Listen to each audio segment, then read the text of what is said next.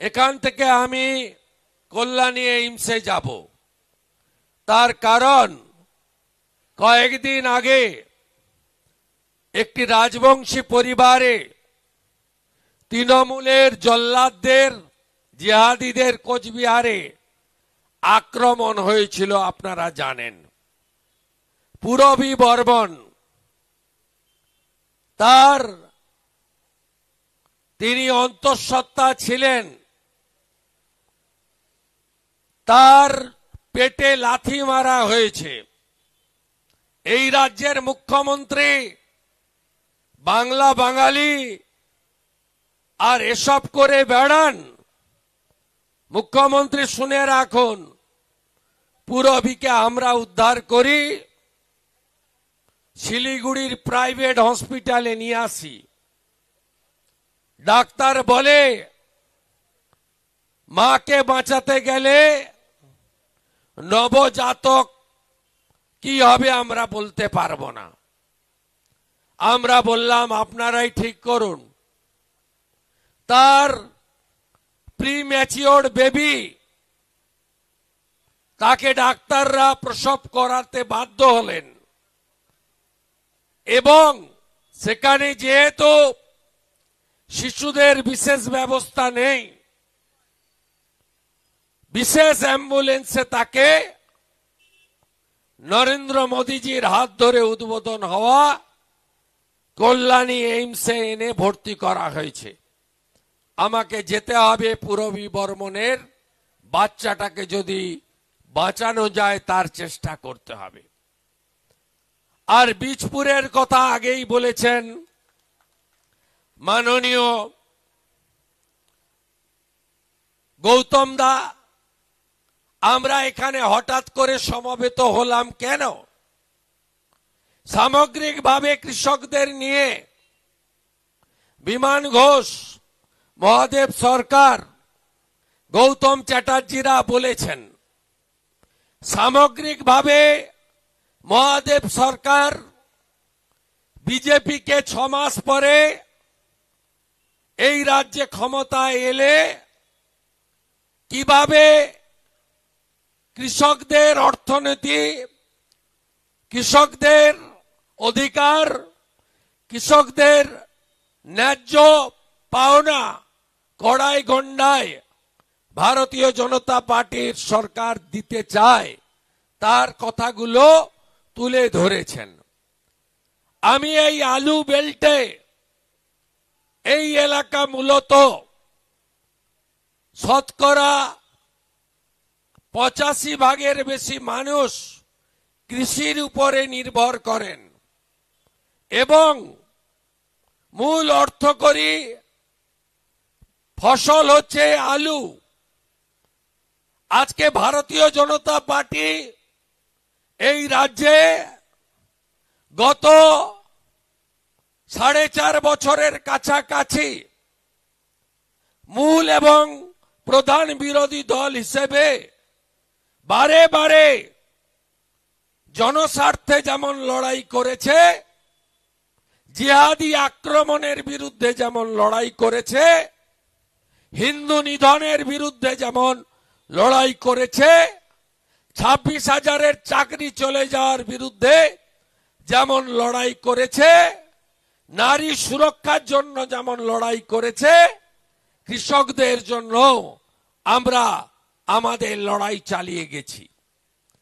আজকে সামগ্রিকভাবে আপনাদের আলু চাষিদেরকে আমি যখন ঢুকছিলাম, আমাকে একটি বহুল প্রচারিত ইলেকট্রনিক্স চ্যানেলের সাংবাদিক জিজ্ঞেস করছিলেন যে মমতা ব্যানার্জি সিঙ্গুর সহ হুগলি, পশ্চিম মেদিনীপুর, বর্ধমানের আলু চাষিদের জন্য বা কৃষকদের জন্য তিনি কি করলেন। আমি বললাম তিনি অর্থনৈতিকভাবে খুন করার ব্যবস্থা করলেন।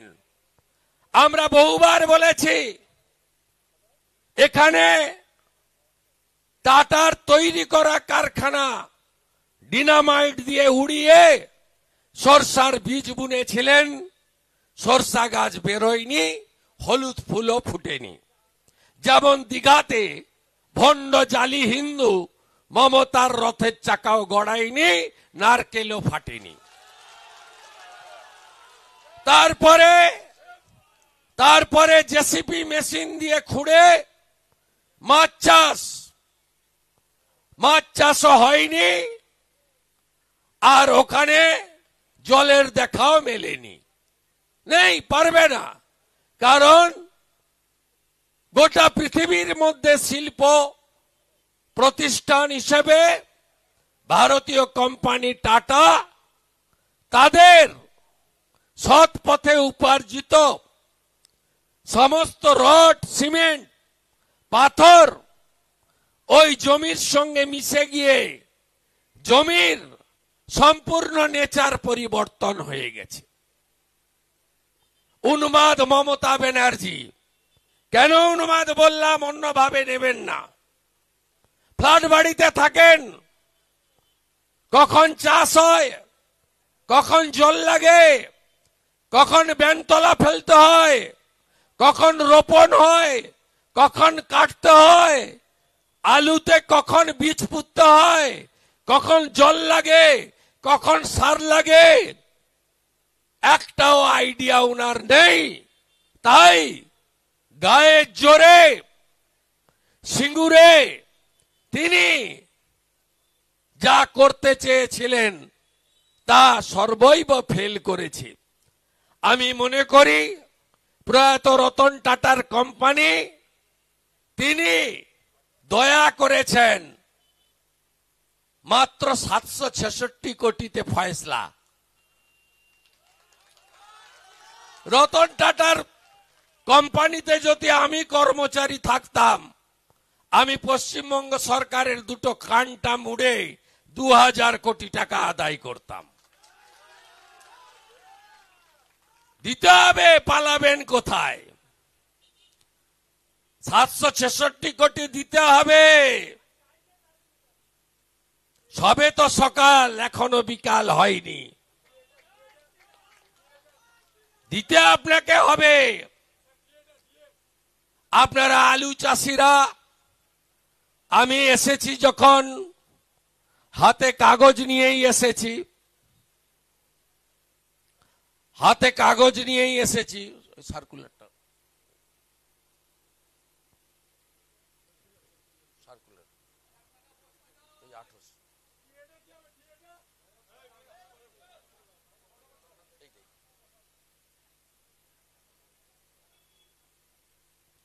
এই সার্কুলারটা দেখুন তো। ফেব্রুয়ারি মাস 2025-এর 15 টাকা কেজি দরে 2,20,00,000 বস্তা আলু কিনবেন বলেছিলেন কে? এখানকার ডাকাত বেচারাম মান্না কালকে নাকি শোভনদেব চ্যাটার্জিকে নিয়ে আসছে। বিজেপির পতাকা না রেখে আলু চাষিরা এসে জিজ্ঞেস করবেন তো আমি কপিটা সঞ্জয় দাকে দিয়ে যাব যাওয়ার সময়।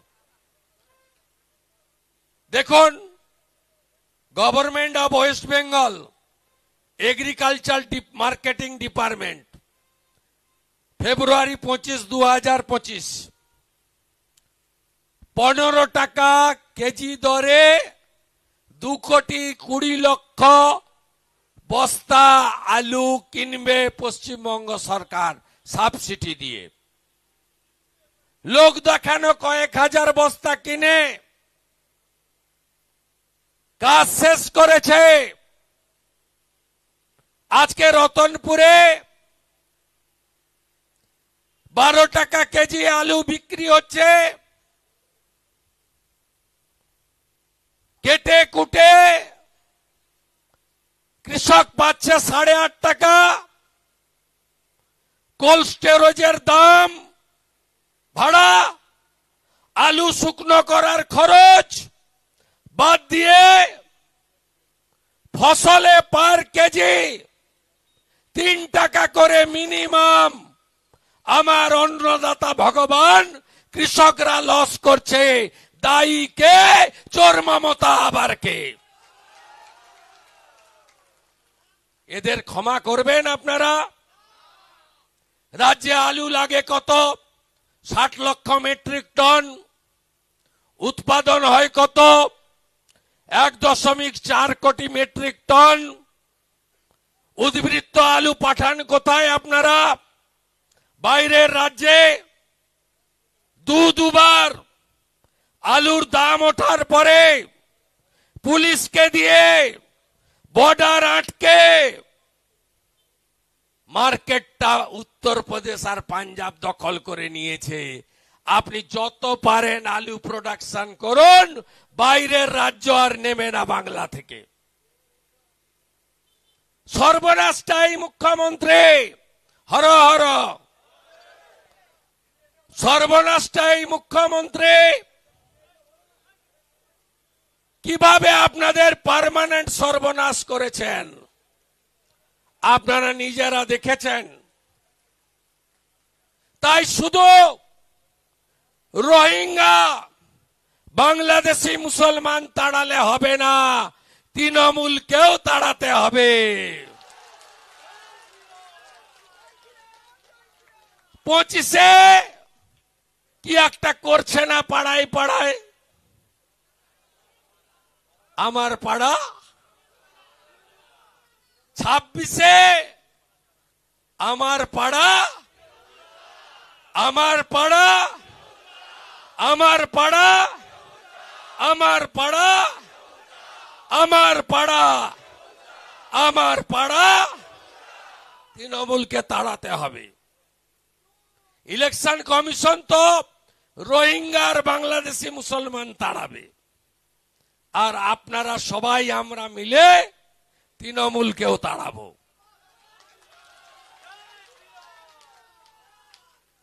গোটা ভারতবর্ষে নরেন্দ্র মোদীজির সরকার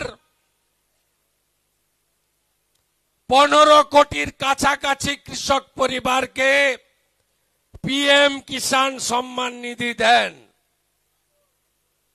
এই রাজ্যে 50 লক্ষ পরিবার পাচ্ছেন। কেন 83 লক্ষ পরিবার পাবে না? নথিভুক্ত কৃষক পরিবারের সংখ্যা 83 লক্ষ দেবে না। যে 33 লক্ষকে রেকর্ড দিচ্ছে না, তালিকা পাঠাচ্ছে না, তার অধিকাংশই হিন্দু পরিবার। তাই তারা আজকে পিএম কিষাণ সম্মান নিধি থেকে বঞ্চিত। আজকে ভাগ চাষীদের রেকর্ড বন্ধ করে রাজ্য সরকারের কৃষক বন্ধু কর্মসূচিতে অধিকাংশ ভাগ চাষী বর্গাদারকে বঞ্চিত করা হচ্ছে। হ্যাঁ কি না বলুন? মোদিজি 37,000 কোটি টাকা বছরে সারে ভর্তুকি দিচ্ছে। এই কালী পুজোর চলে গেলেই, শীত এলেই আলুর সিজন শুরু হবে। চাষের 1200 টাকার সার 2,500 টাকা হবে। হ্যাঁ কি না বলুন? তখন বেচারও দেখা নেই, আর খালা মমতারও টিকি নাই। পাবেন না। এদের দুটা টার্গেট। একটা হচ্ছে মুসলিমদেরকে ঠিক রাখো, রোহিঙ্গা বাংলাদেশি মুসলমানদেরকে আরো ঢোকাও,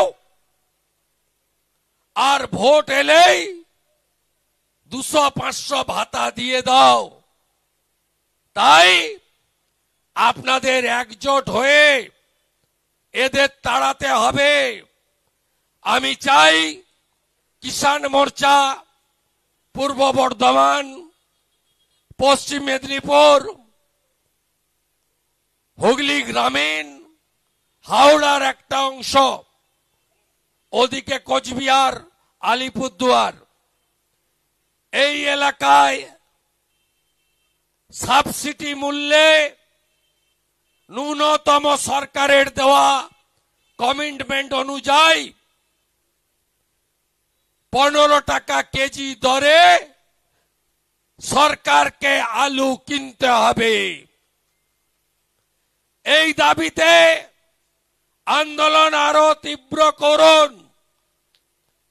লিখে দিয়েছ অর্ডার, আর যদি না করে কৃষকরা এই সার্কুলার নিয়ে কোর্টে যান।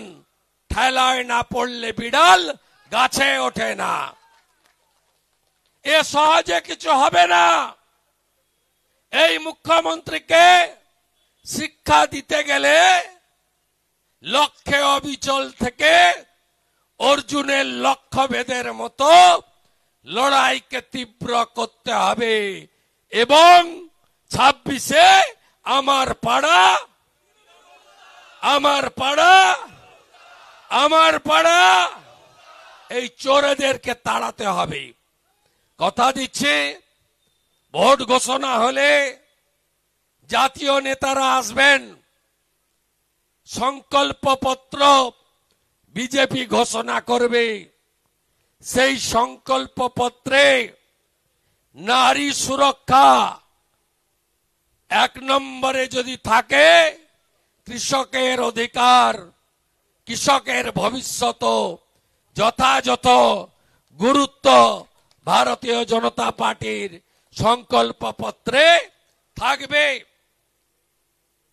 এবং ইতিমধ্যে যে রাজ্যগুলিতে বিজেপি সংকল্পপত্রে যা যা বলেছিল সব পূরণ করেছে। আমরা বলেছিলাম দিল্লিতে 500 টাকার গ্যাস, 10 লাখের আয়ুষ্মান ভারত, 2500 টাকা মহিলাদের দেব, রেখা গুপ্তাদি চালু করে দিয়েছেন। আমরা বলেছিলাম ছত্তিশগড়ে 3100 টাকা কুইন্টাল সরকার ধান কিনবে। ছত্তিশগড়ে 3100 টাকা কুইন্টাল বিজেপি সরকার ধান সরাসরি কিনছে।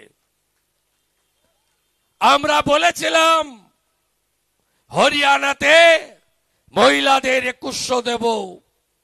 আমরা রাজস্থানে 25 লাখ টাকা পর্যন্ত চিকিৎসা ফ্রি, 500 টাকার গ্যাস। উড়িষ্যাতে বছরে এককালীন মহিলাদের স্বনির্ভরের জন্য সুভদ্রা যোজনায় 50,000 টাকা দেব, মোহন মাঝি সরকার করে দেখিয়েছে। তাই সংকল্পপত্র বিজেপি দিয়ে কৃষকের অধিকার, কৃষকের মর্যাদা আমরা দিয়ে 26-এর নির্বাচনে যাব এবং কথা দিতে পারি বিরোধী দলনেতা হিসেবে, উত্তরপ্রদেশে যোগীজি ডিজেল চালিত পাম্পে ডিজেলের উপরে, পেট্রোলের উপরে ফার্মার সাবসিডি চালু করেছেন। কম দামে কৃষকদের সেচের জল তোলার পাম্পে তারা কম পয়সায় ডিজেল পেট্রোল পান। হরিয়ানাতে ইলেকট্রিক বিল, সেচ দেওয়ার পাম্পে ইলেকট্রিক বিল লাগে না, বিজেপি সরকার হরিয়ানায় করেছে। আর চোর মমতা গলা কেটে আপনাদের কাছ থেকে ইলেকট্রিক বিল নিয়ে যাচ্ছে, গলা কেটে প্রত্যেকটা পাম্প থেকে। এদের তাড়াতে হবে এবং আজকের এই অবস্থান আমি মনে করি আন্দোলনের উদ্বোধন। এই আন্দোলনকে তীব্র থেকে তীব্রতর করে আরো কঠিন কঠোর লড়াই আগামী দিনে করতে হবে। এই দালালগুলো যাচ্ছে আমার পাড়া, আমার পাড়া, আমার পাড়া, আমার পাড়া, এসব বুথে বুথে ঘুরে বেড়াচ্ছে, বুথে বুথে ঘুরে বেড়াচ্ছে, ছবি তুলে ছাড়ছে খালা মমতাকে। ডাকাতগুলো কোথায় কাজ হবে আর পার্সেন্টেজ খাবে। আমাকে আসার সময় এই ডানকুনি টোল প্লাজার কিছু মুসলমান কর্মচারীকে দিয়ে দূর থেকে এরকম কালো পতাকা দেখাচ্ছে। আমি বললাম তোর বাপ যাচ্ছে, দেখ, যত দেখাবি তত আসবো। যাওয়ার সময় গাড়ি স্লো করে যাব ডানকুনি টোল প্লাজায়, সামনে থাকলে আয়।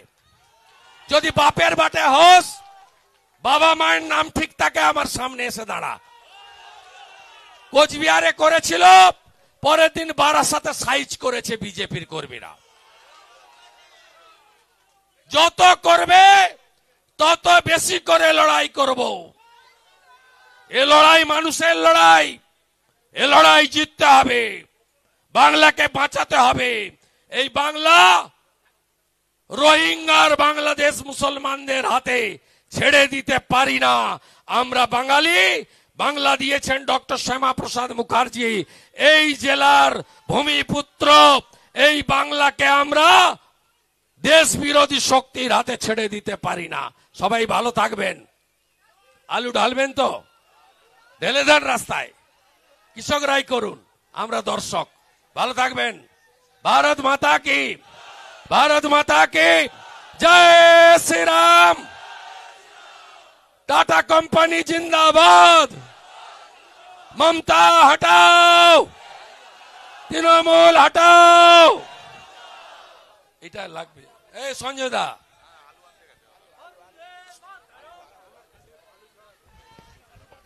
আমরা ভারতীয় জনতা কিষাণ মোর্চার পক্ষ থেকে মাননীয় বিধানসভার বিরোধী দলনেতা, আমাদের সকলের প্রিয় নেতা শুভেন্দু অধিকারীকে আমরা আন্তরিক শ্রদ্ধা এবং কৃতজ্ঞতা জানাচ্ছি। সঞ্জয় দা, চাষিদের যে আলুগুলো নিয়ে এসছে চাষিরা ঢালুক।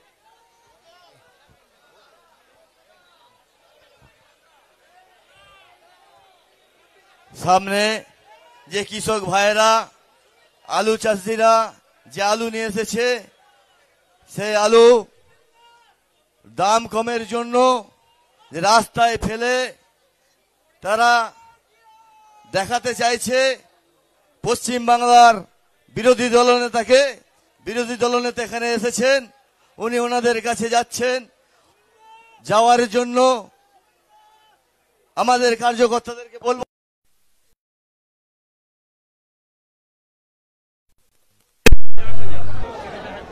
একটু ফাঁকা করে দিন, একটু ফাঁকা করে দিন।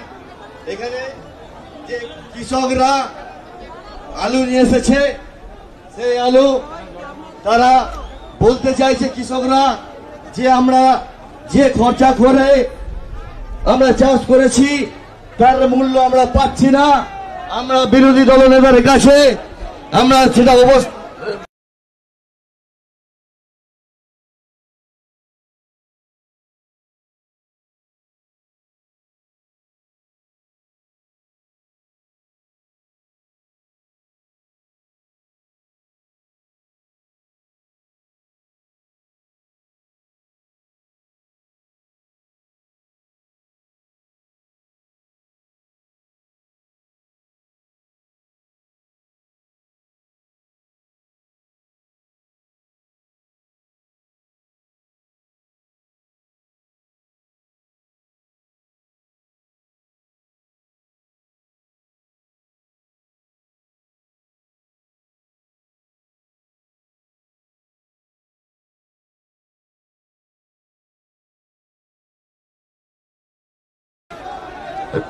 দেখিয়ে আমরা এ লড়াই যাতে বিরোধী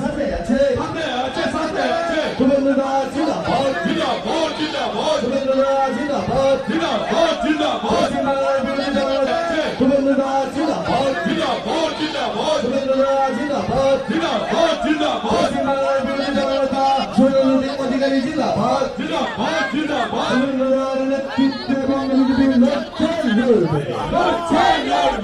তুমি এগিয়ে চলো, পশ্চিম বাংলার মা বোনেরা তোমার পাশে আছে। তুমি এগিয়ে চলো, পশ্চিম বাংলা ছাত্র জীবন পাশে আছে। ভারত মাতা কি, ভারত মাতা কি।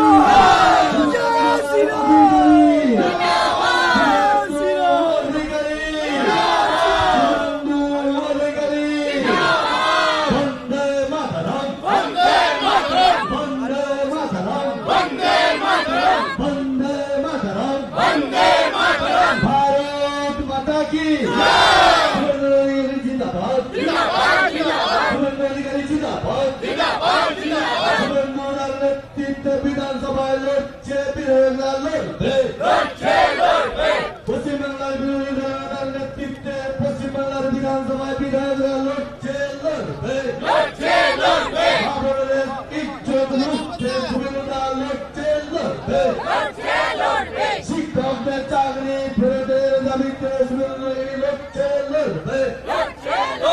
বন্দে মাতরম, বন্দে মাতরম।